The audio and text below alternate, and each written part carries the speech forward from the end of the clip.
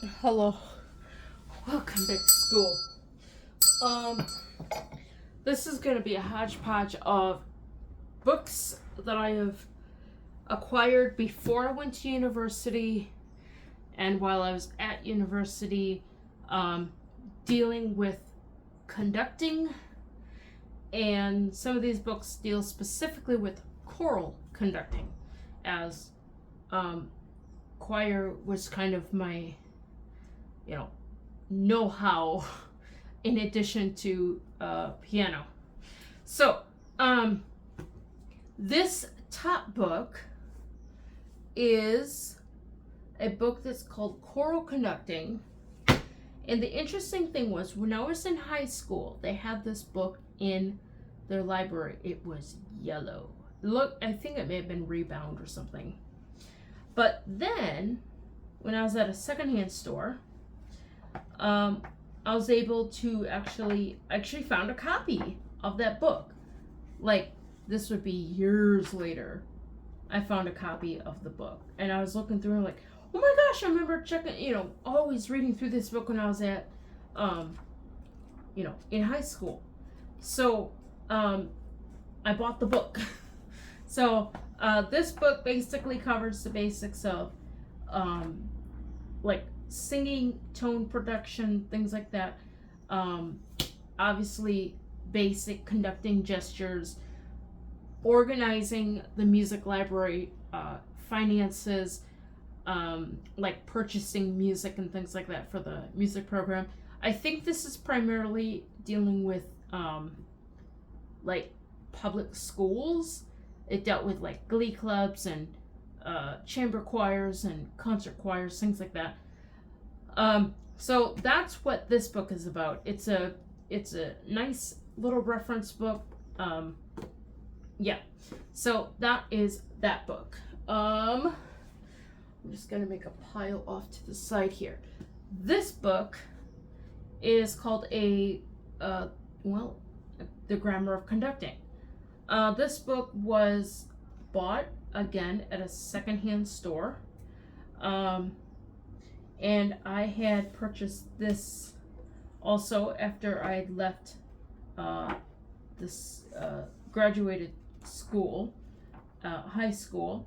And this book, I had borrowed the choir director's copy for reading while I was in his music theory course. I was just taking notes and learning about conducting. And this was, I think he had the first edition. I don't remember, but I remember it had a green cover. So I was again at a secondhand bookstore, and I found this book, so I bought it. I think this book is dealing primarily with instruments, like concert orchestras, but I could be wrong. But I do know it does talk about conducting.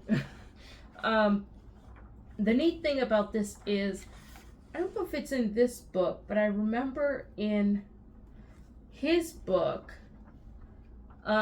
they had like literally like a plane where the person, I'm just looking to see, where they had like the motions of the conductor's hand, and they have this grid type thing for the conductor to actually follow, something like this.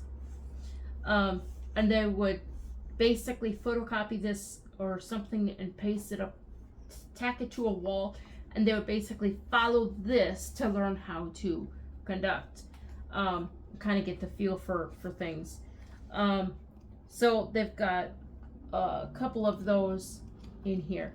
So this book, again, it's an older, I think this is an older book, but those were a couple books that I picked up from secondhand stores. Now we're going to venture into the books that I had acquired at university. There is one book. This book I did not study from. but I did acquire it at a university before I even went to university. This book is all about choral conducting, and basically it's got a whole bunch of choral conducting stuff in it. Again, they talk about marking. They got stuff in here about marking scores. They got stuff in here about like starting choral program or budgeting. They've got examples in here about choral examples. They're like really small though. They're not like what you would normally read from, but yeah. And then of course they do have your traditional conducting stuff. I do have a couple other conducting books that I don't have them out here, but it's called I think it's called Evoking Sound, and the copy that I have comes in 2 volumes, and one of them deals with like the practical, and the other one deals with like the behind the scenes, or talks more like about the theory. But those are a couple other books that I have, and I couldn't find them off the top of my head unless they're on another shelf. Okay, so on to university books. This book is like probably of all my university conducting books, this book is my favorite. It's cute, it's small, and it's easy to understand. And it's kind of neat. They have exercises for beginners and advanced conductors, which is really cool. But basically, this book teaches, more conducting patterns. And I don't know if they specifically talk about conducting groups or if it's just about conducting in general.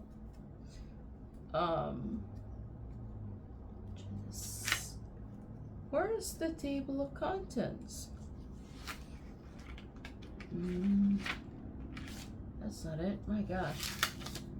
He's got a lot of writing in the front.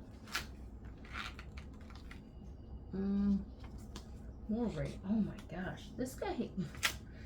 I did not know he had this much writing in the front.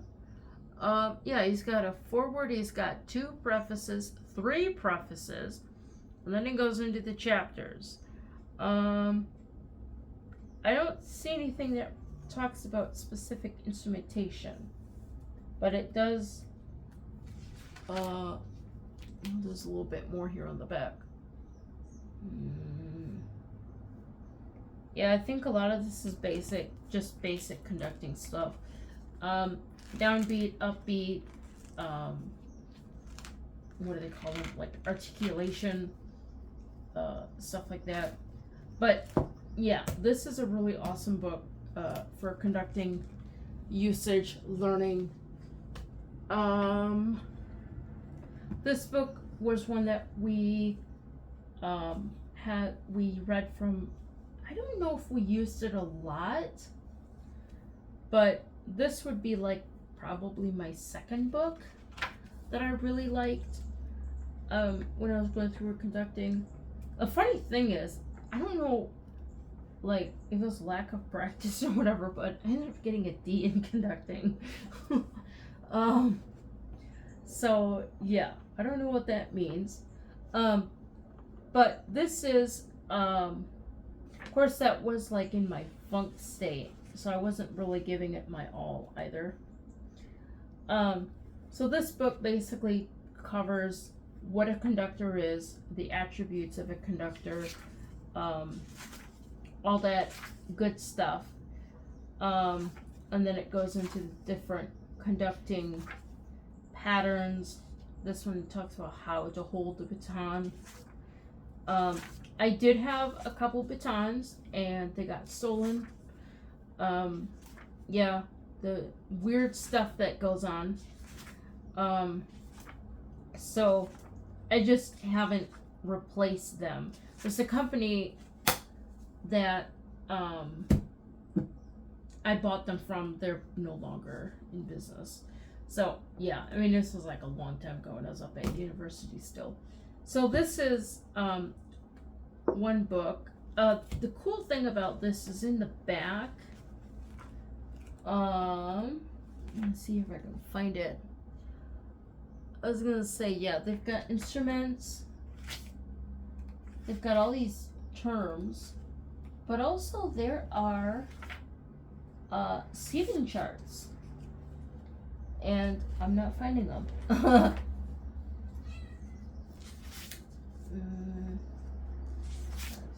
Choral score. Where are? Maybe it's in the first appendix.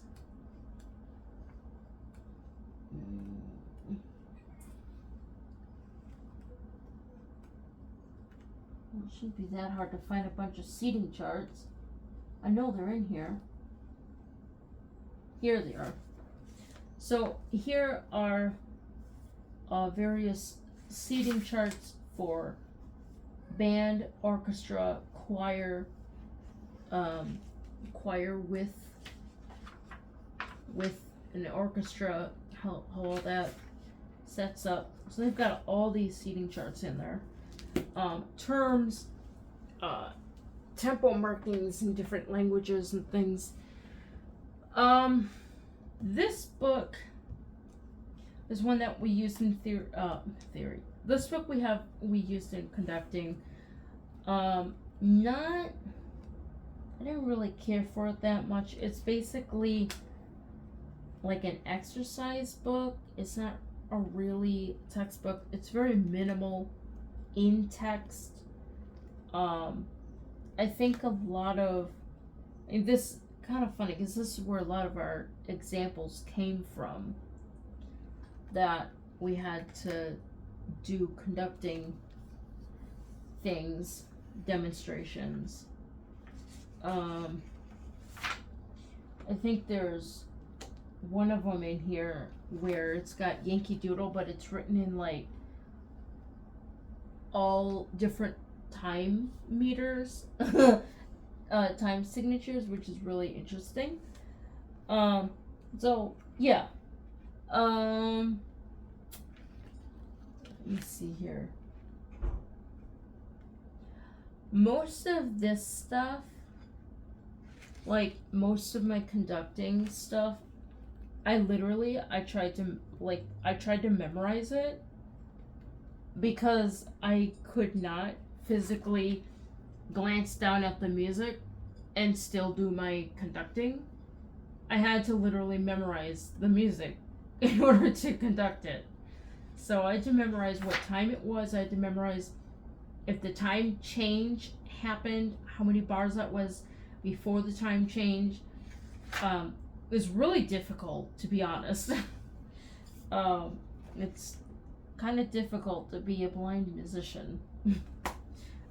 Okay, so that's that book. It's basically a conducting book with a whole bunch of exercises in it. It was not my big forte. This was more or less our main textbook that we used for conducting. Again, the cover totally just fell off. Yeah. But this book here, again, they talk about basic baton holding, and then they talk about the different gestures, and then they talk about just different articulations and upbeats and, you know, where to place your baton for fermatas and all this other stuff. I think this book came with a CD that came with like musical examples that you could practice conducting with. If I don't know if it's all MIDI files, but I know a lot of the music is like instrumental. I don't know, I think they're in like another edition on this book. Of course, I went to school like 500 years ago. at university, so I would not be surprised if all my books are like obsolete right now for like everything. But this is my main conducting book that I really didn't care for. I think I didn't care for it because 1, it's sparrow bound. 2, it's big and chunky. I don't like books that are big and chunky. And if it's something like a book like this, I would have much rather like preferred it if it was hardcovered.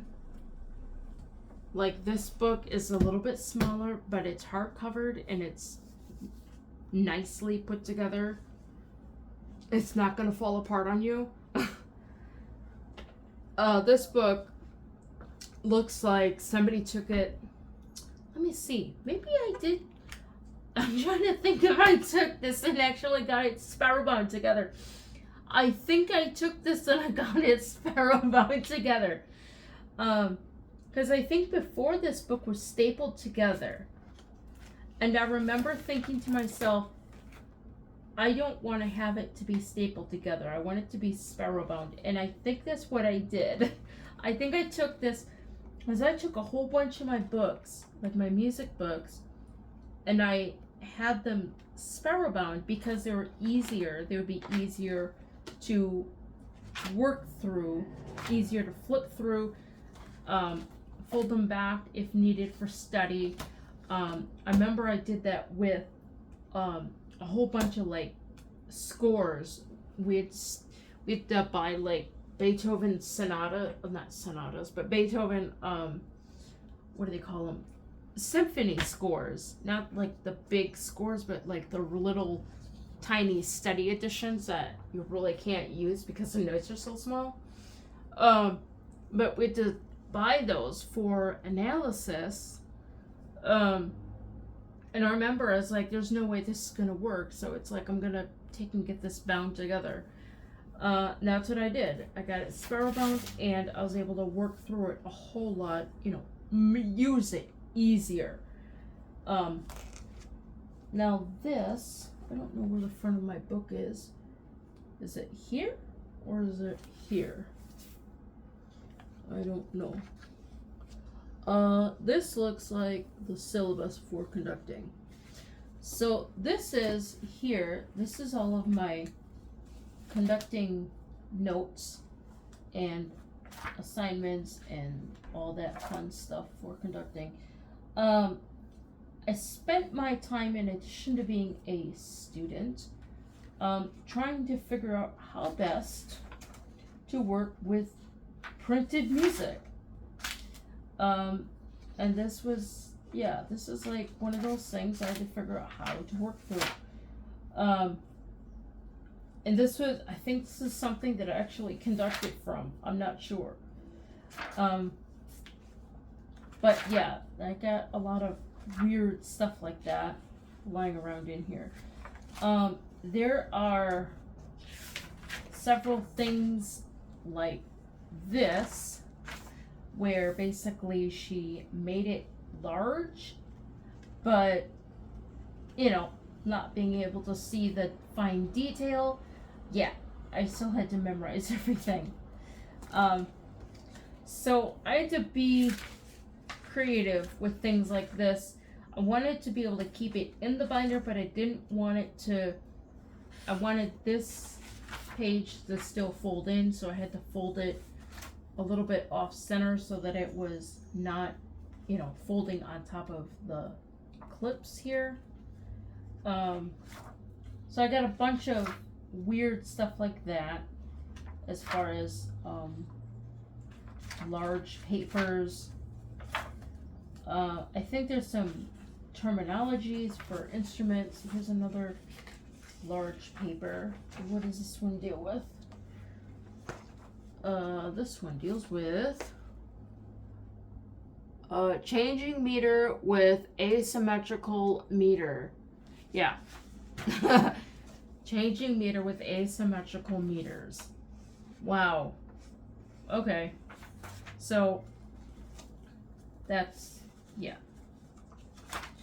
So I think the conducting course was like 1 semester. Oh, yeah, this was something that I did. So like for the conducting classes, like we had these rubrics or whatever. I don't know what this is. I have no clue what this is. But we had these things that we had to make sure we had to cover. And so what I did was I'd make the text really big and really bold, and outline exactly everything I needed to know. So this thing says conducting exam 3. Let's see, handle baton patterns, breathing throughout. Okay, so obviously your first part is basic, baton technique, not, whatever. And then being able to conduct, what is this? 4/4, 2 measures of. So I had to do 2 measures of legato, staccato, whatever this one is, accelerated. I don't know why legato was in there twice, but legato was in there twice. I don't know. But yeah, and then prepare the 4th beat, measure 60, 96, whatever that is. And then 2B, I had to conduct a 3/4 measure, 3/4, 2 measures of neutral tenuto, neutral accent, legato. Well, I guess neutral is in there twice. There must have been a reason. Let's see. And oh yeah, this is stuff that I would have to do. Instead of like looking at physical music, I would just write out like the time signatures and how many measures I needed to conduct that meter. So these were, these are your time signatures, and I think each time is a meter or a measure. But yeah, and then dynamics here. Yeah, conducting exams were not my favorite because I was always unsure of what I was doing. Then another one of these things. I got a lot of stuff in here.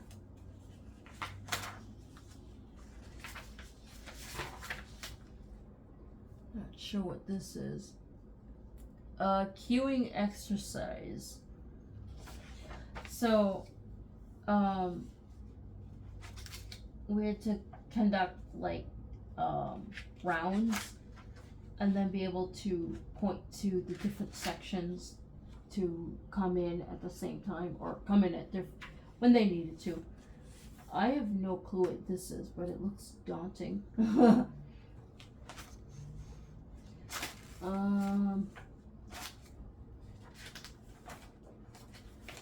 More odds and ends. I think this is something about instrumentation. Somewhere around here we had to do like an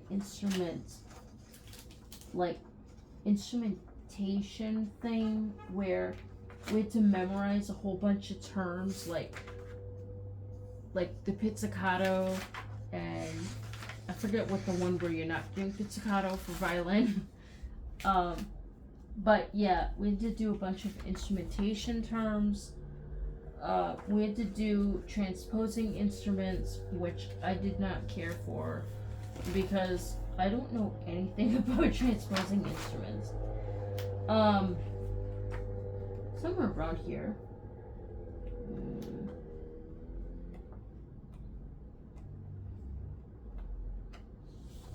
Is it this one? Okay, these are, I think these are notes. No, this is exam number 1. So, these are my own personal notes, like no teacher did this for me. This was something I had to do myself. And because I never took a conducting course or conducted anything, I had to figure out how to make this work for me. Obviously, since it was like a class, I wouldn't have all the luxury to study everything and to memorize everything. So basically, this is what I would memorize. This would be, let's see here, 1 bar of 2/4, 1 bar of 3/4, and 2 bars of 4/4, and then you would repeat. I think 6/8. No, that's 6/4. This. Oh, this is the Yankee Doodle example that's in all these weird time signatures. So this is basically the meter for the whole thing. Like this example that I was showing here. Let me see here. Yankee Doodle. Page 12. Let me look up that, and then I can show you guys what that monstrosity looked like that we had to conduct. Page 12.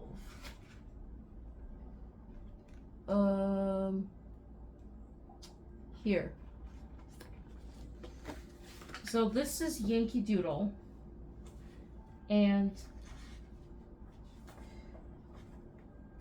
back here is this is like the layout of this music over here. So it's kind of weird. I also tried in the score, I tried drawing in like shapes that would help me quickly identify a 4, a 3, and a 2, things like that. That wasn't really working that well. I mean, it kind of worked, but it wouldn't work in like practical situation. But yeah, this is my rundown of what Yankee Doodle is, and this is the actual printed score. This is the kind of stuff I'm having to deal with when it comes to actually preparing something for conducting. Somewhere in here I have like actual notes, like some of this like really large stuff that I made up.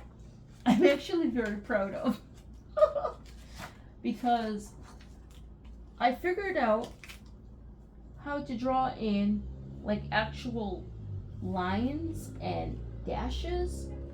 So if you look at these are actual conducting patterns based on one of these handouts that I got. I think it's this one, but I'm not sure. One of the handouts that I got, and what I did was I would type it up. I'm gonna write out my meters, and then I figured out how to incorporate like preparatory beats and downbeats and like actually draw them out using Word.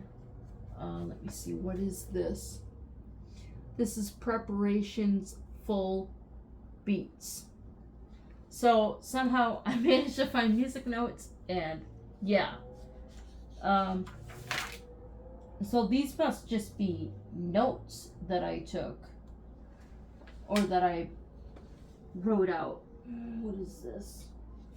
Okay, so we got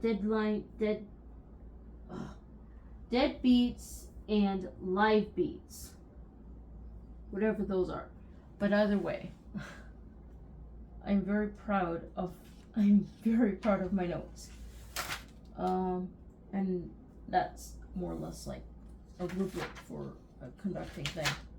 But yeah, this is the stuff that I had to throw together myself to figure out, how to get through my conducting class. Even if I did get a D, I still learned a lot by way of,